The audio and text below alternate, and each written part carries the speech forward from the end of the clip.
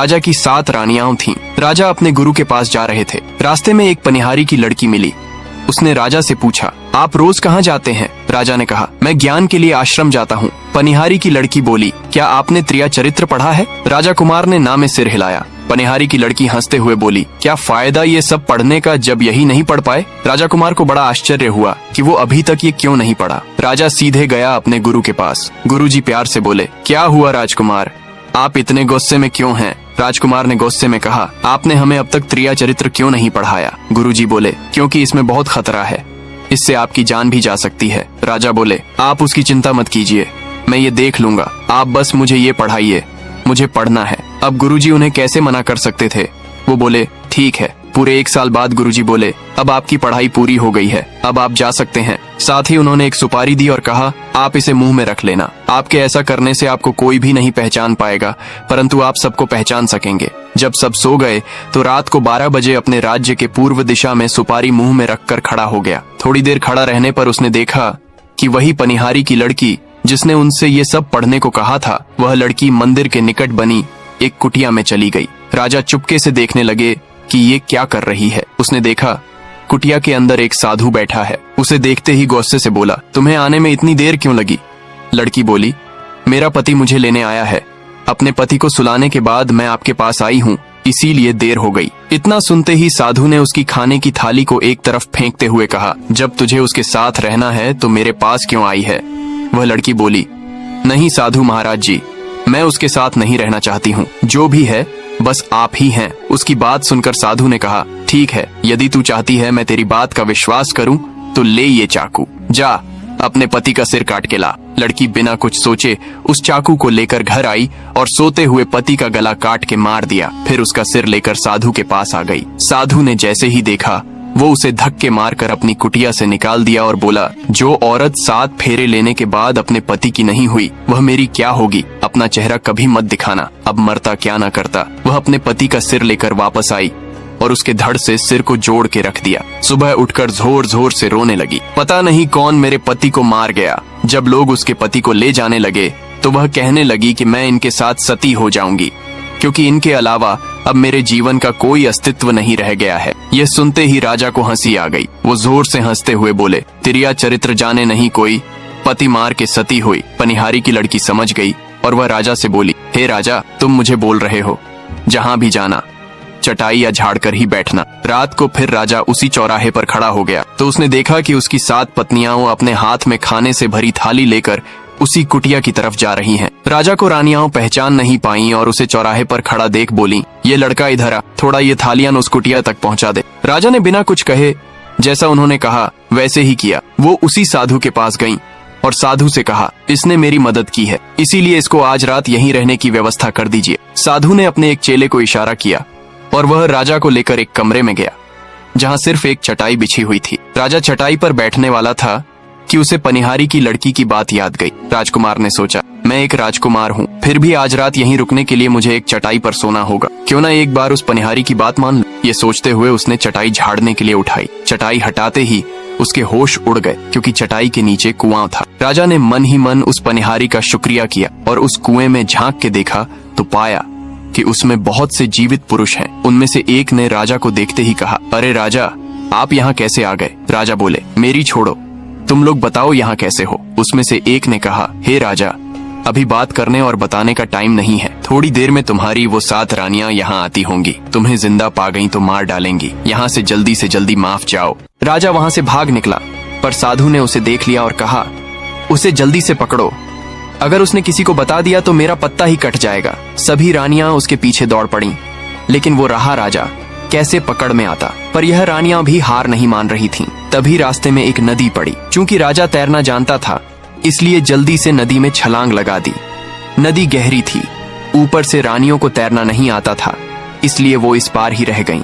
राजा जब नदी पार कर उस पार गया तो जोर से हंसा, जिससे राजा के सोने के दांत। इधर रानियां दौड़ती हुई साधु के पास आईं और बोली, वो तो भाग गया, देखिए कहाँ है। साधु ने अपनी जादू की पोटली में देखा तो पाया कि वो राजा तोता बन गया है। रानियां बोली, अब क्या करेंगे? साधु बोला, कोई नहीं, ऐसा करो कि पूरे राज्य में घोषणा करवा दो कि जो कोई तोता लेके आएगा उसे 5 अशर्फियां दी जाएंगी। रानियों ने वैसे ही किया। बहेलिया जंगल से तोता पकड़ के लाते और रानी उन्हें मारने लगी। इधर राजा एक गोंद के पेड़ पर रहने लगा। जिस पेड़ पर रहता था उस पर पहले से 15 तोते रहते थे। राजा जब वहां गया तो उन लोगों ने राजा को अपना राजा बना लिया। कुछ दिन बाद एक बहेलिया उस पेड़ के पास आया जिस पर राजा रहता था। उसने देखा कि इतने सारे तोते इस पेड़ पर रहते हैं। बहेलिया ने सोचा, अगर मैं सभी तोते को लेकर रानी के पास जाऊंगा तो मैं एक ही दिन में मालामाल हो जाऊंगा। लेकिन समस्या यह थी कि उन तोतों को एक साथ पकड़ना मुश्किल था, इसलिए उसने एक योजना बनाई। जब सुबह के समय सभी तोते दाना की खोज में चले गए, तब बहेलिया ने उस पेड़ की डाली को थोड़े थोड़े जगह से काट दिया, जिससे गोंद पूरे पेड़ पर फैल गया। रात के समय जब सभी तोते आए और बैठे तो उस पेड़ में ही चिपक गए। सब बोले, अब क्या करें? तो राजा जो तोता बना था बोला, चिंता मत करो, जब बहेलिया आएगा तो तुम सब ऐसे लटक जाना जैसे मर गए हो, तो फिर वो हमें मरा समझ के नीचे फेंक देगा। जब सबको नीचे फेंकेगा तो एक साथ सभी उड़ जाना। सभी ने कहा, ठीक है। जैसे ही बहेलिया आया सभी तोते उल्टा लटक गए। बहेलिया को लगा कि इस जगह पर पूरी रात रहने से सभी तोते मर गए। उसे बड़ा दुख हुआ कि एक तो पैसा भी नहीं मिला और ऊपर से तोते मरने का पाप भी लग गया। वो पेड़ पर चढ़ा और सभी तोते को गोंद से निकाल निकाल के नीचे फेंकने लगा। राजा को छोड़ के जब सभी तोते नीचे आए तो वो एक साथ उड़ गए। जैसे ही वो उड़े उन्हें ध्यान आया कि राजा तोता तो है ही नहीं। उनमें से कुछ ने कहा, चलो चलते हैं, राजा को हमारी मदद की जरूरत है। कुछ ने कहा, नहीं, राजा बुद्धिमान है, उन्हें कुछ नहीं होगा, वो सब देख लेंगे। इधर बहेलिया ने जब देखा कि सभी तोते उड़ गए तो उसे समझ आ गया कि ये सब नाटक कर रहे हैं। तभी उसकी नजर राजा तोते पर पड़ी। वो बोला, कोई नहीं, इतनी मेहनत का कुछ तो फल मिलेगा, मैं इसे लेकर रानी के पास जाऊंगा। बहेलिया उस तोते को उतार के अपने पिंजड़े में बंद कर दिया और रानी के पास जाने लगा। तब राजा ने कहा, अरे बहेलिया, तुम मुझे रानी के पास ले जाओगे तो तुम्हें क्या मिलेगा? बहेलिया खुश होते हुए बोला, 5 अशर्फियां। तोता बोला, मैं तुम्हें 50,000 अशर्फियां दिलाऊंगा अगर तुम मेरा कहना मानोगे। तब बहेलिया बोला, क्या? तोता बोला, मुझे सुगवल राजा के बाजार में ले चलो, वहां अगर कोई तुमसे बोले कि इस तोते का दाम क्या है तो बोलना, तोता अपना दाम खुद बताएगा। बहेलिया मान गया और उसे सुगवल राजा के बाजार में ले गया। राजा सुगवल के बाजार का ये नियम था कि जो भी व्यापारी अपना सामान बेचने आता वो दिन भर बेचता और शाम को जो बच जाता राजा खरीद लेता। शाम के समय बाजार के सभी वस्तुएं बिक गईं, केवल उस तोते को छोड़ के, क्योंकि तोता अपना दाम इतना महंगा बताता कि कोई उसे लेता ही नहीं। अंत में राजा के दरबारी राजा के पास आए। राजा ने उनसे बाजार का हाल पूछा तो वो बोले, महाराज, आज बाजार में एक विचित्र तोता आया है जो अपना दाम खुद बताता है, उसको छोड़ के सब कुछ बिक गया है। राजा ने कहा, क्या दाम है तोते का? दरबारी बोले, 50,000 अशर्फियां। राजा बोले, ठीक है, ले लो, वरना राज्य में ये खबर फैल जाएगी कि राजा के बाजार से सामान वापस आता है, इससे मेरी बदनामी होगी। परंतु उस तोते को खरीदने मैं खुद जाऊंगा। राजा रथ पर सवार होकर चल पड़ा। बहेलिया के पास पहुंचे और बोले, बताओ बहेलिया, तोते का दाम। बहेलिया के तो पसीने छूट गए। वो हाथ जोड़ के बोला, महाराज, तोता अपना दाम खुद बताएगा। राजा के तोते से कहा, बताओ तोता अपना दाम। तोता बोला, 50,000 अशर्फियां। राजा मान गया और तोते को लेकर राज दरबार में आ गया। पूरे राज्य में ये खबर फैल गई कि राजा ने एक तोता खरीदा है जो 50,000 अशर्फियों का है। सभी राज्य दरबार में उसे देखने आए। ये बात साधु और रानियों को भी पता चल गई। रानियां बोली, अब क्या करें? साधु बोला, अब एक ही उपाय है, मैं तबला बजाना सीखता हूँ और तुम लोग नाचना सीख के चलो राजा के पास और उन्हें खुश करके इस तोते को मांग लेंगे, क्योंकि उनके राज्य और उनके बिना इजाजत के हम तोते तक नहीं जा सकते हैं। उन्होंने अपनी सहमति जताई और काम में लग गईं। इधर जब रानी को तबीयत खराब हो गई तो वो अपनी बेटी से बोली, जो कि 16 साल की थी, कि आज तुम तोते को नहला के खाना दे देना और ध्यान रखना। उनकी बेटी ने हाँ कहा और तोते को लेकर नहलाने के लिए चली गई। जब वह तोते को नहला रही थी तो उसे तोते के सिर पर कुछ कटा सा महसूस हुआ। उसने सोचा कि तोते को कहाँ से कटा लग गया, अब तो माताजी जानेगी तो गुस्सा करेंगी। ये सोच के वो उसे निकाल दी। वो एक कील थी जो गुरुजी ने राजा को तोता बनाने के लिए लगाई थी। कील के निकलते ही वह तोता एक 21 साल का जवान लड़का बन गया। राजकुमारी देखते ही डर गई और डर के जैसे ही चिल्लाने को हुई, राजा ने उसका मुंह बंद कर दिया और कहा, तुम डरो नहीं, मैं एक राजा हूँ, कुछ कारण है जिससे मैं ऐसा बना हूँ। राजकुमारी बोली, मुझे बताओ, वरना मैं सबको बता दूंगी। राजा बोला, अभी नहीं, अभी तुम कील जहां मेरे सिर में लगी थी वहीं लगा दो। जब सब सो जाएंगे तब इसे निकालना, मैं फिर तुम्हें सब कुछ बताऊंगा। राजकुमारी को उसकी बात अच्छी लगी, वो उसे वापस तोता बना दी। रात को जब सब सो गए तो राजकुमारी उसे फिर से लड़का बना दी। राजा ने सब कुछ बता दिया, इसलिए वो उससे दोस्ती कर अब हर रोज राजकुमारी और राजकुमार बात करने लगे। उनकी दोस्ती प्यार में बदल गई। एक दिन दरबार में एक पत्र आया। राजा ने मंत्री से पढ़ने के लिए बोला। मंत्री पढ़ने लगा, मेरे प्रिय दोस्त, मैं अपने 4 राजकुमारों को तुम्हारे पास भेजूंगा। मैंने चारों को उत्तम शिक्षा दिलाई है और अब मैं बूढ़ा हो चुका हूँ, इसलिए चाहता हूँ कि मेरे किसी एक पुत्र को अपने राज्य सिंहासन के लिए चुनो। तुम अपनी बुद्धि परीक्षण करके जो इसका हकदार है उसे हमें बताओ। राजा ने हर तरीके से उन चारों राजकुमारों का परीक्षण किया। सभी एक से बढ़कर एक थे। जब राजा परेशान हो गए कि कैसे कहें और क्या निर्णय लें, यहाँ तो सब अपने आप में ही बेहतरीन हैं, सब हर विषय में एक समान हैं। राजा ने फिर तोते को बुलाया और सारी बात बताई। तोता बोला, राजा एक काम कीजिए, आज रात इन्हें एक साथ एक कमरे में रहने की व्यवस्था कीजिए, 2 दिन बाद मैं बताऊंगा। जब रात को चारों राजकुमार एक साथ खाना खा के सोने गए तो आपस में बात करने लगे। पहला राजकुमार बोला, अरे भाई, खाना खा के मजा ही आ गया, पर अगर पके धान का चावल और दही मिल गया होता तो मजा आ जाता। तोता उनके कमरे के बाहर खिड़की पर बैठ के उनकी बातें सुन रहा था। तभी दूसरा राजकुमार बोला, अरे भाई, मुझे इतना कुछ नहीं चाहिए, मुझे तो बस एक रात के लिए राजा की राजकुमारी के साथ सोना है। तो तीसरा बोला, अरे बाप रे, राजा ने सुन लिया ना तो जान से मार देगा, मुझे इतना भरी कोई इच्छा नहीं है, मैं तो बस ये चाहता हूँ कि कोई वाराणसी से बना पान खिला दे। तो चौथा बोला, मुझे तो नींद ही नहीं आती, कितना दिन हो गया, मैं चाहता हूँ 4 बड़े और कोमल गद्दे पर सो जाऊं। चारों अपनी अपनी बात करके सो गए।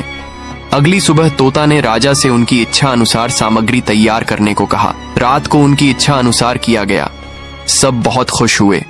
अगली रात को तोता उनके कमरे की खिड़की पर बैठ के उनकी बातें सुनने लगा। पहला राजकुमार बोला, क्या यार, राजा कैसा दही खिला दिया, दही में दूध था। तो दूसरे ने कहा, तुम्हें पता है, रात को मैं ही किनारे सो के गुजार दिया, क्योंकि राजा की लड़की से मुझे तेली के जैसा बदबू आ रहा था। वहीं तीसरा बोला, अरे यार, ये तो छोड़ो, मेरी तो इच्छा ही छोटी थी, पर राजा ने वो भी पूरी नहीं की। चौथा अपनी पीठ दिखाते हुए बोला, तुम सबको अपनी अपनी पड़ी है, ये देखो मेरी पूरी पीठ ही छिल गई है, गद्दे के नीचे बाल था शायद। तोते ने राजा से सब बताया। राजा ने दही जमाने वाली को बुलाया और पूछा तो वो बोली, मुझे माफ कर दीजिए राजा जी, उस समय मैं अपने बच्चे को दूध पिला रही थी, मेरे स्तन से निकलकर एक दूध दही में गिर गया। फिर राजा रानी के पास गया और पूछा तो रानी बोली, अपने मंत्री जो जात के तेली हैं, उनकी पुत्री के साथ राजकुमारी की मित्रता है। फिर राजा ने पनिहारी को बुलाया।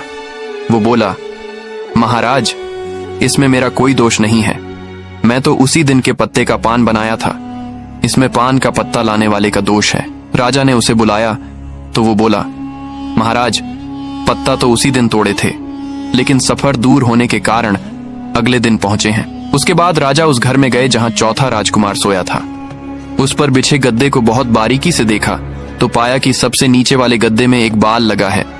राजा ने तोते से कहा, तब क्या किया जाए? तो तोते ने कहा, चौथे को राजा घोषित कर दें। राजा बोले, क्यों और कैसे? तो तोता बोला, राजा जी, पहले ने छक्कर, दूसरे ने सूंघकर, तीसरे ने चबा के बताया, परंतु चौथे ने बिना देखे बता दिया है, इसलिए इसे राजा बनना चाहिए। राजा तोते के निर्णय से खुश हो गया। इधर जब साधु और राजा की रानियों ने नाचना गाना सीख ली तो वह भी गई राजा सुग्वल के दरबार में आए और कहा, महाराज, हम आपको अपनी कलाकारी प्रस्तुत करना चाहते हैं, हमें इजाजत दीजिए। राजा ने इजाजत दे दी। सभी रानियां और वो साधु नाच गान करने लगे। इधर तोते को जब पता चला तो वो समझ गया, इसलिए राजकुमारी को अपने पास बुलाया और बोला, राजकुमारी, आपके पिता के दरबार में जो आते हैं वो वही साधु और रानियां हैं जो मुझे मारना चाहते हैं। वो अपनी कला से आपके पिता को प्रसन्न करके मुझे मांगेंगे। राजकुमारी बोली, नहीं, मैं बिल्कुल नहीं दूंगी। तब तोता बोला, आपको देना पड़ेगा, क्योंकि अगर आप पिता की बात का मान नहीं रखोगी तो जग हंसाई होगी। राजकुमारी बोली, परंतु तुम चिंता मत करो, राजा जब तुमसे हमें मांगेंगे तो पहले मना कर देना, लेकिन जब गुस्से में मांगेंगे तो तुम भी गुस्से में मेरा पिंजरा आंगन में फेंक देना, मैं अपनी जान बचा लूंगा। वही बात हुई भी। जब नाच गान से साधु और रानियों ने राजा को खुश किया तो राजा बोले, कहो क्या चाहिए। साधु बोला, महाराज मुझे वो तोता चाहिए जो आपके राजमहल में रहता है। राजा बोले, अरे ये कैसी छोटी सी चीज मांग रहे हो, कहो तो सोना चांदी ये तुम्हें तौल दूं, तोता तो बहुत ही कम पैसे का है। साधु बोला, नहीं महाराज मुझे बस वही चाहिए।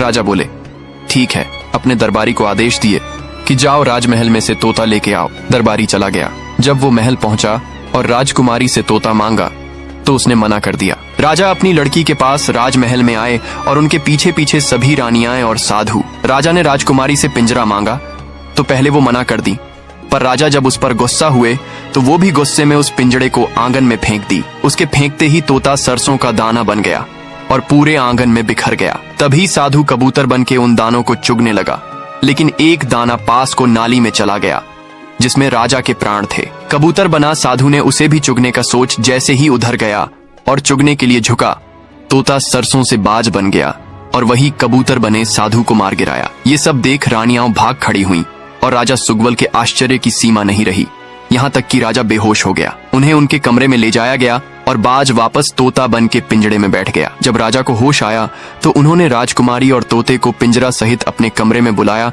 और राजकुमारी से बोले कि सच सच बताओ ये सब क्या था। राजकुमारी बोली, पिताजी इससे पहले मैं आपको बताऊं, आपको मैं कुछ दिखाना चाहती हूँ। राजा ने कहा, ठीक है फिर दिखाओ। राजकुमारी ने तोते को पिंजड़े से निकाल उसके सिर से कील निकाल दी। कील निकलते ही तोता राजा में परिवर्तित हो गया। अब तो राजा को और आश्चर्य हुआ। उन्होंने तोते से सारा माजरा पूछा तो राजा ने शुरू से अब तक जो कुछ हुआ वो बता दिया। राजा बोले, तो अब क्या करना चाहते हो, क्योंकि साधु तो मर हुआ और साधु के बिना रानियां तुम्हारी कुछ नहीं कर पाएंगी।